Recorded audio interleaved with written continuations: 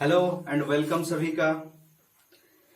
आज हम लोग शुरू करेंगे कोलिगेटिव प्रॉपर्टीज के कुछ न्यूमेरिकल्स पे। सारा कोलिगेटिव प्रॉपर्टी हम लोगों ने देख चुके हैं, कुछ कोलिगेटिव प्रॉपर्टी का न्यूमेरिकल्स भी देखे हैं। आज इस वीडियो में कुछ और न्यूमेरिकल्स देखेंगे। सारे न्यूमेरिकल्स काफी इंटरेस्टिंग हैं। आप लोगों ने क्या करना है, ये न्यूमेरिकल्स बनाना है, सीखना है, उसके बाद किताब में जा करके और बहुत सारे न्यूमेरिकल्स को ट्राई करना है। सारे न्यूमेरिकल्स बोर्ड एग्जाम हो चाहे जेई हो, नीट हो, सभी के लिए काफी इंपॉर्टेंट है। बात समझ में आया? तो चलिए ध्यान से शुरू करते हैं। थोड़ा ध्यान दीजिए। न्यूमेरिकल्स किसका? कोलिगेटिव प्रॉपर्टीज का। तो देखिए 4 न्यूमेरिकल्स यहां पर हम लोगों ने लिखा है, 1 बाय 1 सॉल्व करते हैं। तो चलिए 1 नंबर न्यूमेरिकल्स में देखिए क्या दिया हुआ है। 5% यूरिया के घोल का परासरण दाब 273 केल्विन पर ज्ञात करें। यानी क्या है, आपके पास एक यूरिया का सॉल्यूशन है जिसमें 5% है यूरिया। तो इस सॉल्यूशन का 273 केल्विन पर ऑस्मोटिक प्रेशर ज्ञात करना है। तो सबसे पहले क्या होता है, डाटा बनाना होता है। तो चलिए डाटा बनाते हैं। ये मेरा क्वेश्चन है सारा और इधर हमने बनाना है। तो यूरिया कितना है, यूरिया क्या मेरे विलेय पदार्थ है। तो WB कितना है, 5 ग्राम। 5% है तो ग्राम मान लेते हैं। तो जब 5 ग्राम मान लिए तो मेरा पूरा आयतन कितना होगा, 100 मिलीलीटर। 100 में 5 है तो इसको 100 डिवाइडेड बाय 1000 लीटर में करना है, 0.1 लीटर। बात समझ में आ गया? 0.1 लीटर क्या हो गया, पूरा विलेन का पूरा सॉल्यूशन का आयतन। टेम्परेचर कितना दिया हुआ है, 273 केल्विन। ये केल्विन में ही रहेगा। आपने ज्ञात क्या करना है, पाई ज्ञात करना है, परासरण दाब ज्ञात करना है। आर का वैल्यू फिक्स रहता है 0.0821 लीटर एटीएम पर मोल पर केल्विन। ठीक है, लगाइए फॉर्मूला। फॉर्मूला क्या होता है, पाई बराबर CRT। तो सी को तोड़िए, N बटे V। तो MB, N बराबर क्या था, MB बटे WB बटे MB into V into R into T। ये आ गया आपका फॉर्मूला। इस फॉर्मूला में मान बैठाइए। तो चलिए पाई बराबर WB का कितना है, 5 ग्राम। R कितना है, 0.0821 लीटर एटीएम पर मोल पर केल्विन।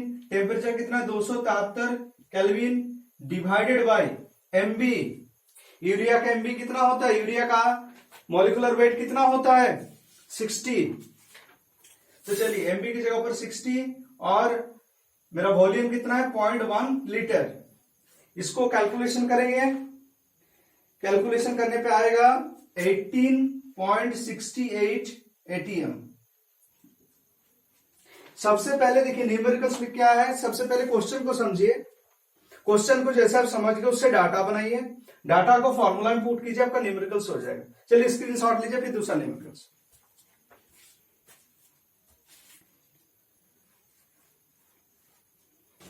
चलिए इसको मिटाते हैं।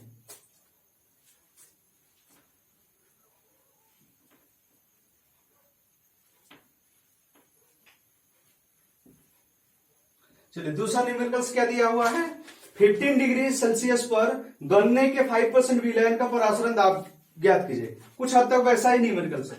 तो चलिए WB 5 ग्राम, तो V कितना हो जाएगा, 0.1 लीटर। टेम्परेचर कितना है, 15 प्लस 273 केल्विन में चेंज कर देना है, तो 298 केल्विन हो गया। R तो फिक्स रहता है मेरा 0.0821 और आपका क्या दिया हुआ है, गन्ना। गन्ना मतलब सुक्रोज। सुक्रोज का आणविक द्रव्यमान होता है 342। चलिए बैठाइए, पाई बराबर MB into R into T divided by, sorry ये WB, नीचे आ गया MB इंटू V। मान बैठाइए, WB कितना है आपका, WB है 5 ग्राम। R है 0.0821 लीटर एटीएम पर मोल पर केल्विन इंटू T कितना है, 298 kelvin. 298 kelvin divided by MB कितना है, 342 इंटू V 0.1। इसका कैलकुलेशन करेंगे तो आ जाएगा 3.4 457। बात समझ में आ गया? इतना एटीएम। वैसा ही न्यूमेरिकल से सेम। चलिए स्क्रीनशॉट लीजिए।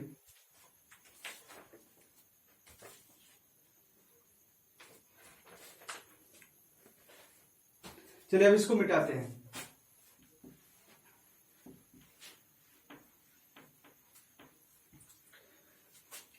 तीसरा न्यूमेरिकल से देखिए क्या दिया हुआ है। 1 ग्राम मोल शर्करा, यानी 1 मोल शर्करा सीधा सीधी के विलयन का कितना आयतन हो, आयतन कितना हो कि 0 डिग्री सेल्सियस पर परासरण दाब 1 एटीएम हो। यानी एक गन्ने का विलयन है जिसमें गन्ना 1 मोल गन्ना है, ठीक है।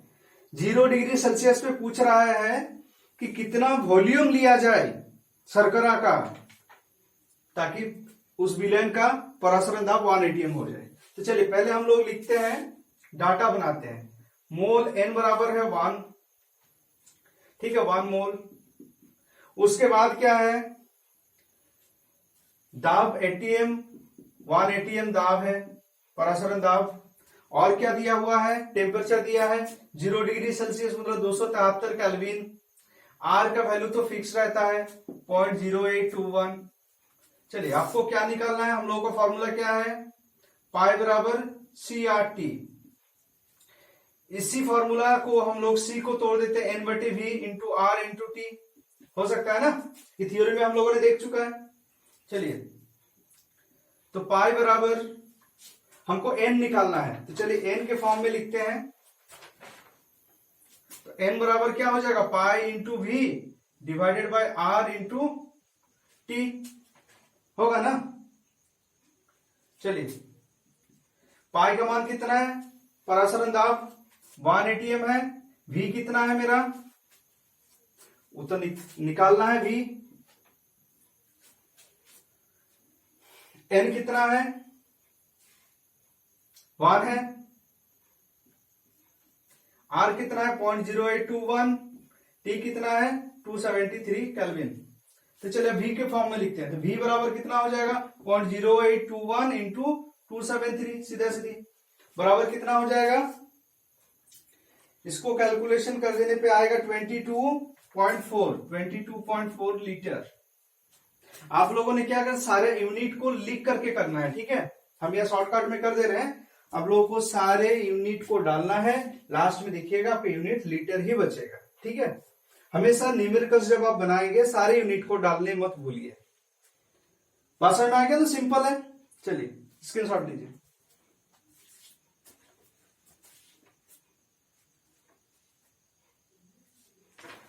चलिए चौथा न्यूमेरिकल्स देखते हैं।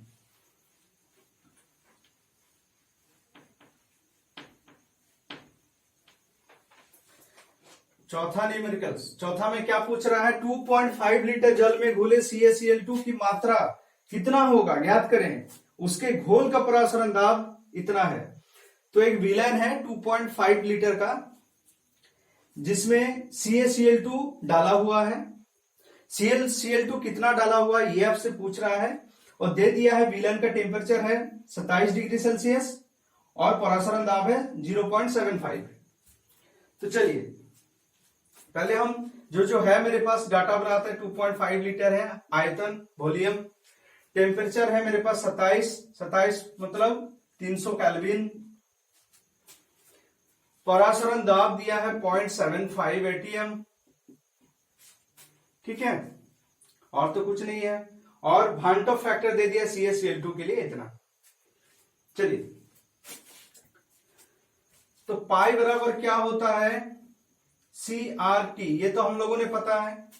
अब देखिए भांटप में हम लोग बात किए थे कि जो सॉल्यूट होता है, विलेय पदार्थ होता है, उसका वियोजन भी हो सकता है और उसका संगुणन भी हो सकता है। तो उस केसेस में जबकि विलेय पदार्थ का संगुणन या वियोजन हो रहा है, हम लोग क्या करेंगे, सारे कोलिगेटिव प्रॉपर्टी के साथ I गुना कर देंगे, मतलब भांटो फैक्टर को गुना कर देंगे। तो यहां पर CaCl2 मेरा इलेक्ट्रोलाइट है और भांटो फैक्टर यहां दिया हुआ है, मतलब CaCl2 का वियोजन या संगुणन कुछ हो रहा है, तो हम लोग क्या करेंगे, I से गुना कर देंगे, ठीक है। चलिए अब इस फॉर्मूला में हम लोग बैठाते हैं I इंटू सी को तोड़ते हैं n/v into are into T. चलिए मान बैठाइए। परासरण दाब का मान कितना है 0.75 एटीएम। आई क्या है 2.47। एन का वैल्यू दिया हुआ नहीं है। आर है 0.0821। टेम्परेचर है मेरा 300 kelvin divided by volume. Volume है 2.5। ये सारा कैलकुलेशन करेंगे तो एन का वैल्यू आ जाएगा 0.0380 मोल। ठीक है, हम लोगों को पता चल गया कि 2.5 लीटर सॉल्यूशन में CaCl2 की मात्रा कितना है, इतना मोल्स है। 0.0380 मोल्स CaCl2 घुला हुआ है। हमने मात्रा प्राप्त करना है। तो देखिए मोल संख्या बराबर क्या होता है, फॉर्मूला मोल संख्या बराबर दिया गया द्रव्यमान डिवाइडेड बाय आणविक द्रव्यमान होता है ना। तो हमको क्या चाहिए, दिया गया द्रव्यमान चाहिए। मेरे पास मोल संख्या है, आणविक द्रव्यमान CaCl2 का पता चल जाएगा। तो दिया गया द्रव्यमान यहां पर निकालते हैं।